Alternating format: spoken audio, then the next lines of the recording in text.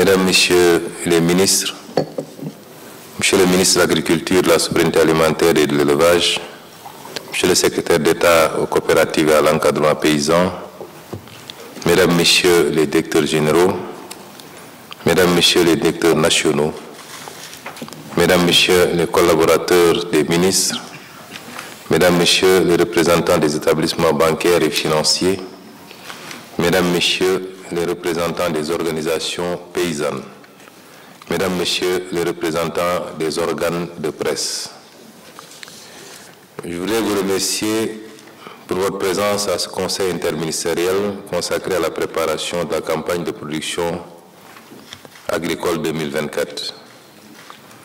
Il s'agit de la première du genre organisée depuis l'arrivée au pouvoir de son Excellence M. Bassirou Diomaye Diakhar Faye. Cela témoigne de l'importance que le Président et son gouvernement accordent au secteur agricole au sens large et plus particulièrement au monde rural. Mesdames, Messieurs, la doctrine de souveraineté alimentaire guidera désormais les interventions de l'État au profit de l'agriculture. Cette doctrine est axée sur 10 actions prioritaires d'investissement dans l'agriculture et l'élevage. Déclinaison sectorielle du projet. La campagne agricole 2024-2025 marquera l'amorce de cette nouvelle dynamique, celle de notre marche résolue pour l'atteinte de notre souveraineté alimentaire. La doctrine de souveraineté alimentaire. Avec la doctrine de souveraineté alimentaire, il s'agit de faire de l'agriculture le levier essentiel du développement économique inclusif et durable de notre pays. Le principal moteur de la croissance économique est le régulateur des équilibres macroéconomiques,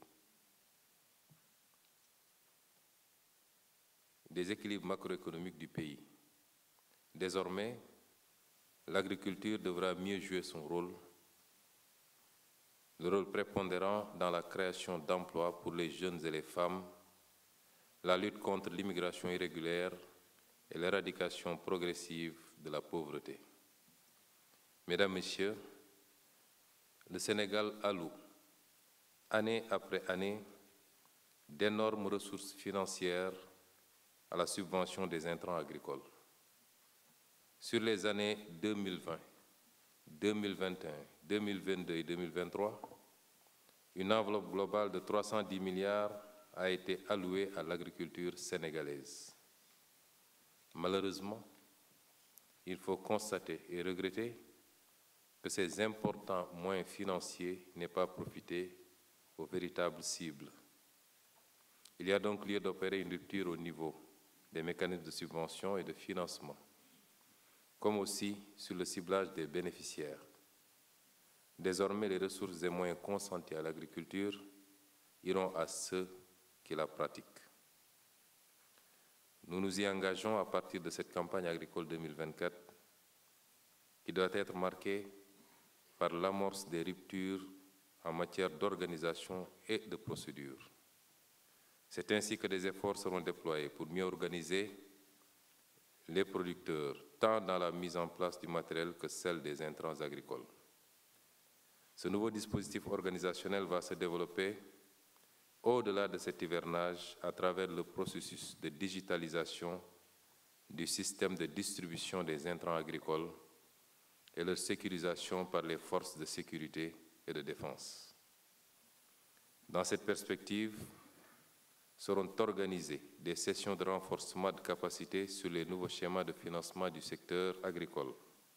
À terme, des mécanismes innovants de financement comme le crédit bail pour l'acquisition du matériel agricole et le nantissement des stocks seront instaurés dans les banques locales domiciliataires des ressources de l'État sous couvert de la garantie souveraine ou des fonds de garantie mis en place par l'État. Mesdames, Messieurs, cette approche innovante permettra de réguler les marchés, d'assurer un prix rémunérateur aux producteurs et de garantir le remboursement des crédits. Comme corollaire à ces mesures, Une approche chaîne de valeur va assurer des débouchés aux produits agricoles à travers la promotion par l'État du Sénégal de champions nationaux pour la transformation, la conservation et la commercialisation des produits agricoles.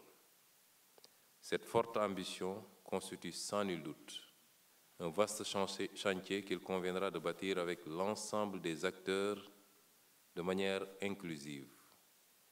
C'est pourquoi j'en appelle à la franche collaboration de chacun et de tous à un élan patriotique autour de cette mamelle de notre économie.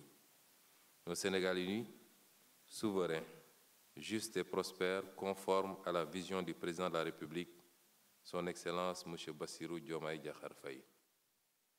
Mesdames et Messieurs, j'engage M. le ministre chargé de l'Agriculture à dérouler la feuille de route pour la formulation de la doctrine de souveraineté alimentaire et à la finaliser dans les plus brefs délais avec la participation active de tous les acteurs.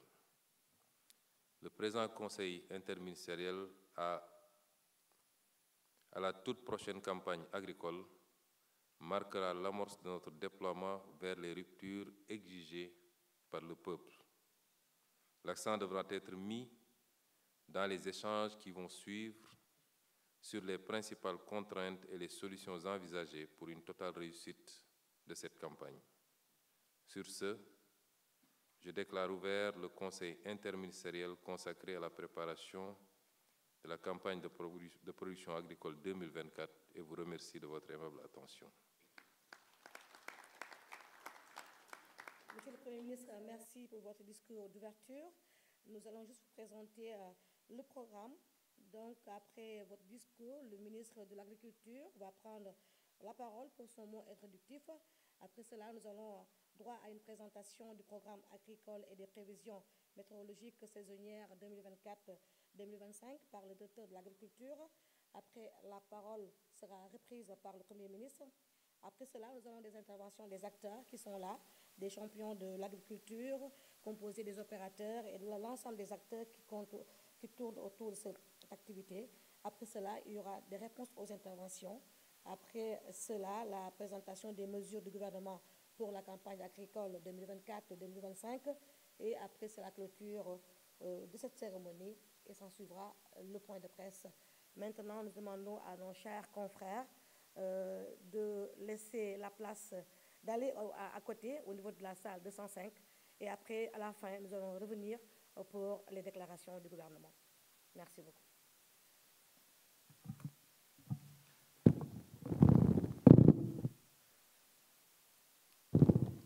Monsieur le Premier ministre, à côté, la salle 205.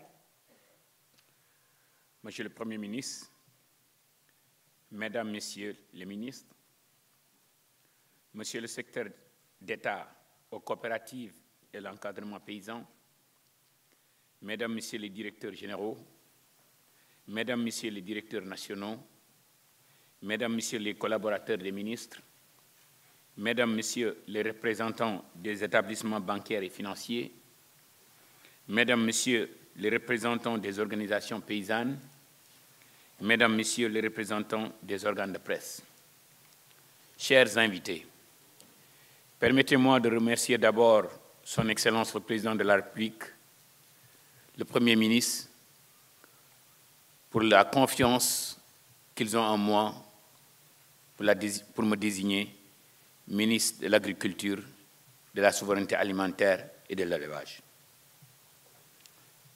L'État du Sénégal continue de soutenir un programme de subvention des intrants agricoles visant à permettre aux agriculteurs d'accéder à des semences, engrais, matériel agricole et produits sanitaires, produits phytosanitaires pour une bonne réussite des campagnes agricoles, et cela à l'échelle du territoire, de tout le territoire national.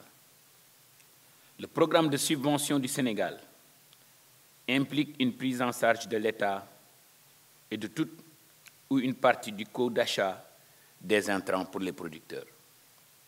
Ce programme est en vigueur depuis plus de 20 ans.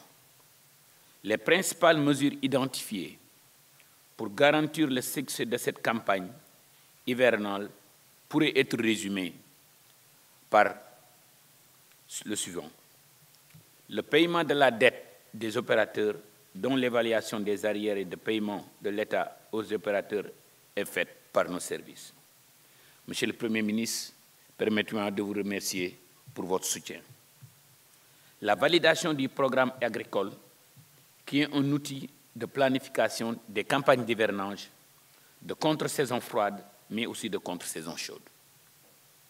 Le changement de paradigme dans la mise en place des commissions de distribution et de réception des intrants agricoles.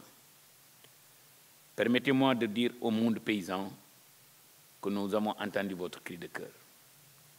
Une implication des forces de sécurité et de défense à travers la cellule logistique du ministère, mais également de la gendarmerie nationale, est le principal changement significatif qui va être apporté dans la réception et la distribution des engrais.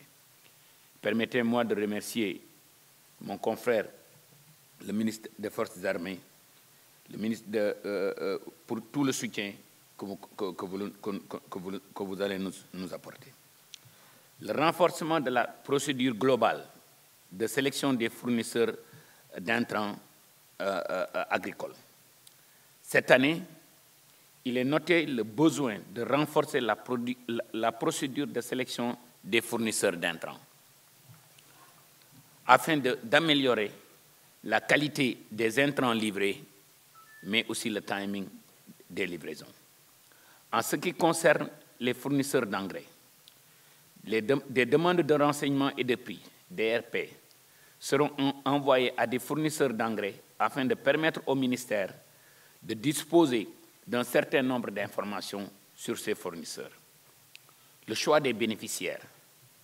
Cette année, nous comptons élaborer la plus grande transparence afin de promouvoir non seulement la transparence, mais l'efficacité dans l'accès des intrants subventionnés et de notifier les futurs bénéficiaires sur les types de quantités obtenues, puis diffuser l'information sur les différentes plateformes avant le début des travaux culturaux. La hausse des quotas et baisse des prix d'engrais. La prise en compte des coopératives agricoles dans les bénéficiaires. C'est une mise en évidence du programme de coopérative agricole communale pour répondre aux vrais besoins alimentaires locaux des populations, mais aussi du cheptel. Nous comptons aussi développer la promotion de fermes modernes individuelles accompagnées par l'innovation et toutes les nouvelles technologies agritech. La mise en place d'une phase pilote de digitalisation de la distribution des engrais pour cette campagne, comme le Premier ministre l'a si bien évoqué. Afin de répondre aux problématiques de gestion des campagnes agricoles, il devient nécessaire, et absolument nécessaire, de mettre en place une plateforme permettant d'interconnecter les différents acteurs impliqués dans le processus de distribution d'intrants subventionnés. Je vous remercie.